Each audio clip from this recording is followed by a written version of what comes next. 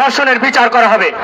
আমরা ধর্ষণের দাবি জানাই, কিন্তু সেই ধর্ষণ কোনো আবদ্ধ ঘরে নয়। আমরা ধর্ষণ দেখতে চাই ওপেন প্ল্যাটফর্মে, মিডিয়াতে প্রচারিত হবে, আমরা সচক্ষে দেখব। ইসলামিক রুলস অনুযায়ী আমরা সেই পাথর নিক্ষেপ করে ওই ধর্ষককে হত্যা করতে চাই। শুধু ধর্ষককে হত্যা করলেই শেষ হবে না। আপনার ধানের জমিতে আগাছা হয়, আপনি আগাছা উপড়ে ফেলেন, আগাছা উপড়ে ফেললেই কিন্তু শেষ হয়ে যায় না। আপনাকে খেয়াল রাখতে হয় ওই আগাছায় বীজ হয়ে যেন ওই বীজ জমিতে ঝরে না পড়তে পারে, কারণ বীজ যদি ঝরে পড়ে আগামী বছর আবারও ওই আগাছা আপনাকে পরিবর্তন করতে হবে, রাইট রং? তাহলে আমাদেরকে ধর্ষণ বন্ধ করতে হলে আরো একটা আইন প্রয়োজন।